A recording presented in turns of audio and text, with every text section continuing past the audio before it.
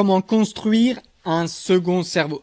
Je vous en ai parlé dans une précédente vidéo, on avait vu une notebook LM, mais là on va passer sur une solution beaucoup plus pérenne. On va utiliser Obsidian. Obsidian, vous le verrez, je vais vous expliquer ce que c'est, mais c'est une manière de donner des ressources, de donner des dossiers, et Obsidian va permettre de faire des liens très intelligents les l'un avec les autres. Et tout vient d'un tweet de Andrej Karpathy qui est le fondateur de Claude. Donc Claude, cette intelligence artificielle qu'on aime par-dessus tout, qui est très puissante sur nos cas d'usage métier. Et Andrej Karpathy, il a expliqué que c'était super important aujourd'hui d'avoir un second cerveau. Donc c'est un peu ce qu'il dit, ça va être beaucoup plus digeste pour l'intelligence artificielle et il nous préconise d'utiliser Obsidian, vous le voyez à l'écran. Et ça va être bien plus efficace et moins onéreux que de tout mémoriser dans Claude. Voilà. Et puis après, il y a tout un tas d'éléments qu'on va voir. Quel type de dossier on va pouvoir, quel type de fichier on va pouvoir utiliser, et puis comment on va pouvoir en faire notre second cerveau, notre tête pensante, ou entre guillemets quand on a des notes personnelles, professionnelles, comment on va pouvoir les intégrer dans Obsidian. Donc moi je vous ai fait un petit PDF comme ceci. Donc l'architecture d'un second cerveau, c'est construire notre petit système de gestion de connaissances avec l'exemple d'Andrej Karpathy qui nous explique qu'en fait il y a des amnésies sur nos intelligences artificielles. On l'a vu, souvent on pose des questions et on se rend compte que ce qu'on a dit il y a parfois une journée, il l'a pas retenu. Et donc d'utiliser un second cerveau comme ça va nous permettre d'avoir en fait un effet composé. C'est un peu comme des intérêts bancaires où ça va s'auto-améliorer. Et donc le fait des intérêts bancaires, c'est que vous mettez une somme et puis petit à petit, la boule de neige grossit jusqu'à dévaler la pente et devenir énorme. Eh bien, c'est ça, les effets composés d'un second cerveau, c'est que vous allez l'enrichir très rapidement et très facilement. On va voir des exemples et surtout des astuces pour enrichir notre base de données tous les jours. Donc l'idée, c'est de fournir des données brutes, des notes, quelle est notre entreprise, qui je suis personnellement, des exemples d'articles de blog que je crée, ma patte, mon authenticité, si je puis dire. Et puis Obsidian va gérer la structure, elle va organiser, orchestrer toutes nos données brutes. Ça, c'est très très puissant parce que vous allez le voir, on va pouvoir regarder des éléments sur Internet et on va pouvoir tout de suite les ajouter dans Obsidian, tout de suite les ajouter à notre second cerveau qui lui va les trier en fonction de leur nature. Et puis après on pourra poser des questions et on va utiliser Claude parce que Claude il va avoir l'utilité d'aller chercher ces documents, de les interpréter également et de les trier également. Donc ça va faire double couche de filtration et ça va être super intéressant. Aujourd'hui le contexte est super important. Vous vous rappelez, je disais que le prompt avait de moins en moins d'importance puisqu'on dicte de manière naturelle, j'ai une touche sur mon clavier qui me permet de dicter et ça transparaît en texte, et bien là, vous allez avoir un contexte ultra puissant. 2026, c'est l'année où on voit comment avoir un contexte ultra puissant sur nos cas d'intelligence artificielle. Donc on voit que on a ce qu'on appelle les bases de données vectorielles, donc c'est d'autres solutions, mais qui vont être plus coûteuses et plus dur à mettre en œuvre. Alors que nous, on a notre écosystème minimaliste, vous le voyez juste ici, qui lui est moins coûteux et qui vous permet en fait de trier très facilement. Donc on va utiliser Obsidian, c'est gratuit, on va pas payer contrairement à la base de données vectorielles où là on va payer et pour la remettre à jour, vous le verrez, c'est beaucoup plus compliqué de la renouveler et d'ajouter des éléments dedans.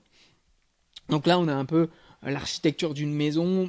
Pour faire bref, on a plusieurs étages et ce qui nous intéresse, c'est un petit peu de savoir comment ça fonctionne, mais en gros, on a des pages générées, c'est nous qui allons les donner, et puis l'intelligence artificielle va pouvoir les classer par des tables par matière, faire un historique des opérations, etc. Donc elle va structurer tout ça, et puis nous, après, on ira dans Claude pour donner les instructions, le schéma un peu type, notre projet en quelque sorte.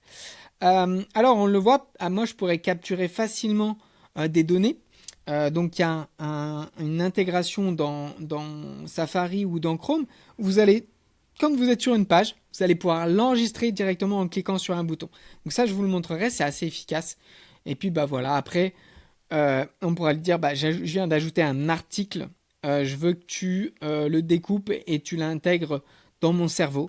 Et tu vas en faire quelque chose d'un fichier brut. Tu vas le transformer en fait en fichier trié et ça va prendre quelques minutes, mais vous allez avoir quelque chose de digeste pour l'intelligence artificielle.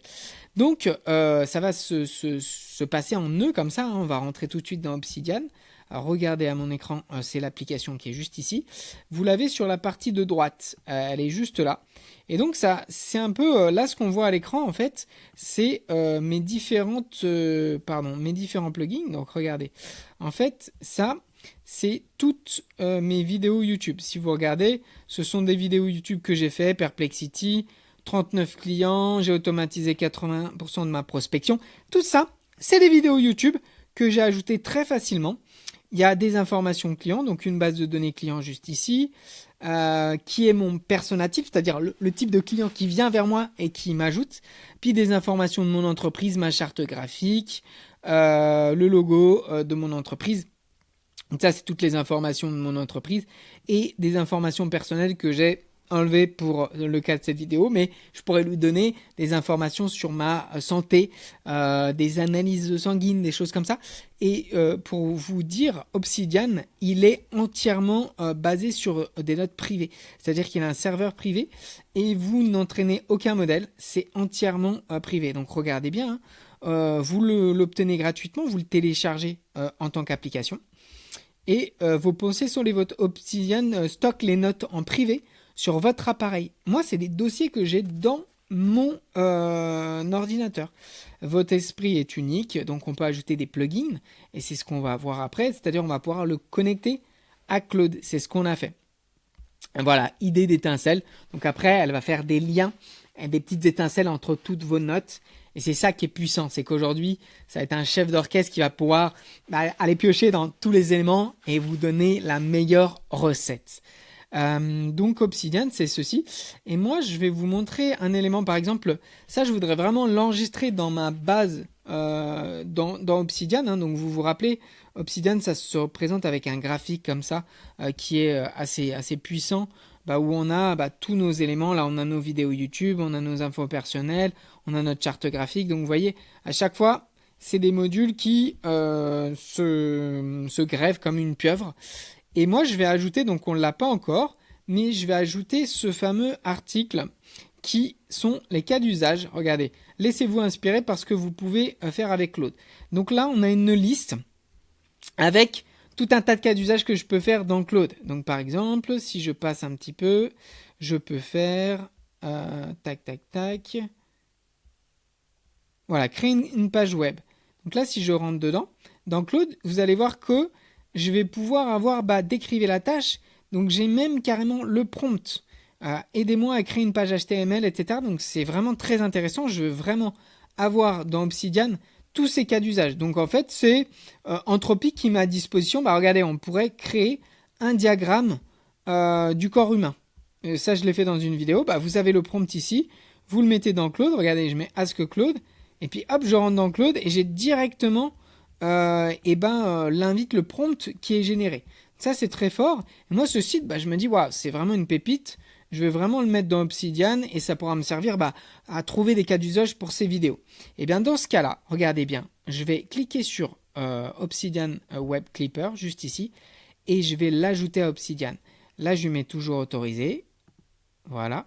Et il va m'ajouter, regardez bien, Use Case. Il m'a ajouté ici. Alors, je pourrais créer une nouvelle note, parce que là, on va le mettre plutôt dans les informations d'entreprise. Voilà. Je pourrais le renommer juste ici. Je vais mettre cas d'usage The French Bot. Anthropic, voilà. Et donc, du coup, j'ai mes cas d'usage qui sont enregistrés ici. Et je vais pouvoir interroger Claude et lui demander, aujourd'hui, tiens, je voudrais faire un dashboard pour les agents immobiliers.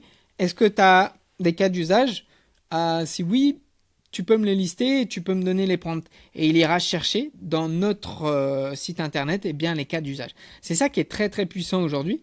Et donc cette petite application qui me permet directement, vous vous rappelez d'enregistrer cette page ici, vous allez pouvoir la télécharger directement dans Obsidian. Donc vous mettez Obsidian comme ceci, vous le voyez à l'écran, Obsidian, Web Clipper, et vous tombez directement sur cet onglet, et vous pouvez l'ajouter sur Safari. Je suis sur Safari, mais vous pouvez également l'ajouter sur Chrome ou sur d'autres logiciels, Firefox, etc.